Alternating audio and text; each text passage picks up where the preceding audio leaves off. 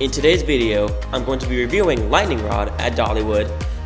Hello coaster lovers. So if you have been a longtime viewer of the channel, you know that I used to live in the Midwest. And there are 4 parks I visited that are in the Midwest. And one of my favorites is Dollywood. And they have a coaster that's in my top 5 for right now. And it's with the acclaimed Lightning Rod. And this coaster is a lot of fun. So let's jump right in this review with the history of this coaster. And it's a lot for an 8-year-old coaster. So this coaster originally got announced on November 15th, 2015. Which was actually really late in terms of coaster announcements. And it was all top of track and it had a fast launch. And the coaster flew over the top of the quote-unquote dolly, but it had a rough first year. But it did open on June 13th of that year, but it was down for most of the 2016 season, and it didn't even open on time. It opened 3 months late due to it being a mechanical nightmare, but it's a miracle it opened in the first place. But the mechanical issues were so severe that in 2021, half of the track was replaced with RMC's iBox track. Then in 2024, they replaced the launch with the lift hill. So I'd say it's a completely different ride from the OG Lightning Rod. And that's pretty much it for its history for right now.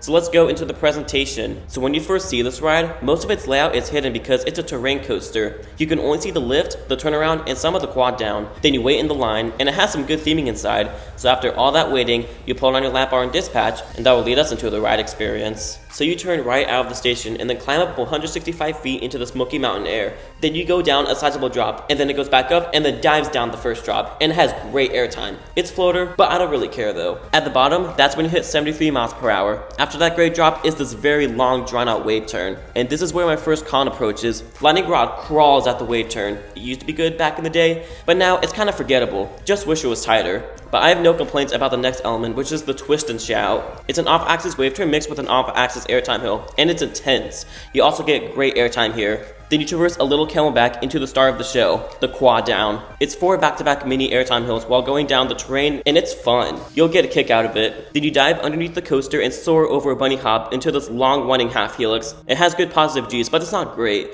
Then you straighten out at the last second and you dive down into the brakes. And that concludes your 3,800 foot experience on Lightning Rod. Now I'm going to discuss my thoughts on the layout. So I think the layout for Lightning Rod is great. The first drop is really good, and the twist and shout is whippy, and the quad down does not need to be explained. It's freaking incredible. I also like how the half helix at the end delivers some positive G's, so it complements each other with the other elements. So overall, great layout, but my thoughts are going to be up next. So I think this coaster is just incredible. The airtime everywhere, the positive G's, the layout, the launch, it's amazing. It does suck that it features a lift hill, but it's for a good reason. And it's not that rough. But people said that the back row on Chain Rod is pretty rough back there. But for me, it was glass smooth. I don't know if I rode this coaster on a good day or something, or if the maintenance crew did something to it, but it was not that rough in the back. This is in my top 5 for right now, but I think it's going to get booked out soon. But that's not an indicator to future park plans. So overall, a fantastic coaster. So for the most important part for each of you is the final score. So for the final score for Lightning Rod, I'm giving it a 9.5 out of 10. It's not perfect, but it's really good. This is the standout coaster in Pigeon Forge and Tennessee as a whole. If you saw the South video in my new series that I started a month ago, you know Lightning Rod was the best coaster in Tennessee, and it's still kicking butt. So I want to hear from you guys. What are your thoughts on Lightning Rod? If you enjoyed this video, make sure to give it a thumbs up. And if you like my content, consider subscribing. You can expect a new video coming here to King's Coasters every 5 days. So make sure to keep that adrenaline pumping, and thanks for watching.